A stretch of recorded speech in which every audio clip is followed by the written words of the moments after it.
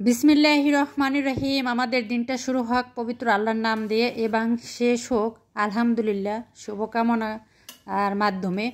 তো আসসালামু আলাইকুম, সবাই কেমন আছেন, কি অবস্থা আছেন? তো সকালের নাস্তা তৈরি করছি। দেখেন একটা সত্যিকার কথা কি, দেখেন আমরা রুটি বানাই, অনেক সময় রুটিগুলো কিন্তু খুব ভালো করে ফুলে ওঠে, আসলে সেগুলো কিন্তু দীর্ঘস্থায়ী থাকে না, আবার একটা সময় কিন্তু চুপসে যায়। ঠিক আমাদের জীবনেও, ব্যক্তিগত জীবনেও অনেক কিছু ভুল বোঝাবুঝি, তারপরে হচ্ছে একটা সময় মান অভিমান এগুলো অবসান ঘটে, কিন্তু আঘাত দেওয়া এবং রেখে যাওয়া যে কথাগুলো, ওগুলো কিন্তু চিরদিন থেকে যায়, কলিজার মধ্যে বেঁধে থাকে। কথায় বলে যে আসলে দেখেন আমাদের যে ঘূর্ণিঝড় এবং অনেক প্রাকৃতিক ঝড়গুলো হয়, ওগুলো কিন্তু ক্ষত বিক্ষত লণ্ডভণ্ড করে, বাড়িঘর তছনছ করে দিয়ে যায়, কিন্তু আসলে ঝড় যাওয়ার পরে দেখা যায় যে কত ক্ষয়ক্ষতির পরিমাণ। আমাদের জীবনটাও তাই, আসলে সংসার জীবনে করতে গেলে মান অভিমান, রাগ দুঃখ, তারপরে ঝগড়াঝাটি এটা থাকবেই। তারপরে ওই সময়ে যে কথাগুলো বলা হয় মনে কষ্ট দিয়ে, সেটা কিন্তু আসলে যতই আবার মিলমিশ হোক না কেন, সেটা কিন্তু কখনোই ভোলা যায় না। ওই আঘাতটা একবারে কলিজার তীরের মতো বেঁধে থাকে। ঠিক বলছি কি না আপনারা দেখেন। আর আমরা অনেক সময় নিজের কপালকেই সবসময় দোষ দিয়ে থাকি যে ভাগ্যে যাই ছিল তাই হয়েছে, ভাগ্যে এটাই চেয়েছি এটাই হয়েছে। আল্লাহ পাক বলেছে তোমাদের ভাগ্য আমি পরিবর্তন করে দিতে পারি, সেটা বিভিন্ন দোয়ার মাধ্যমে হয়ে থাকে।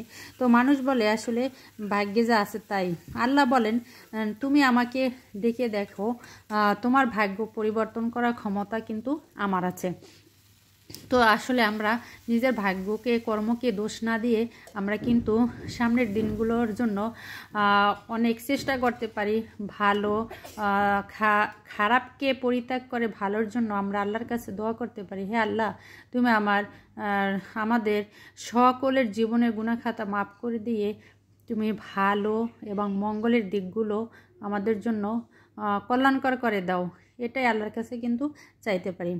আর দেখবেন দীর্ঘদিন চাওয়ার ফলে আল্লাহ পাক কিন্তু একটা সময় আমাদের দোয়াও কবুল করে নেয়, এবং আল্লাহ তখন দু হাত ভরে এমন দিবে, তখন আমরা হয়তো বা কল্পনাও করতে পারবো না যে আল্লাহ পাক আমাদেরকে এত খুশি করেছেন।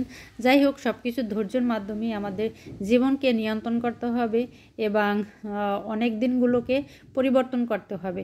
আসলে প্রত্যেকটা দিনই আমরা কি করি, আশায় থাকি যে আজকের দিনটা খারাপ গেছে, কালকের জন্য আমাদের ভালো কিছু আসে।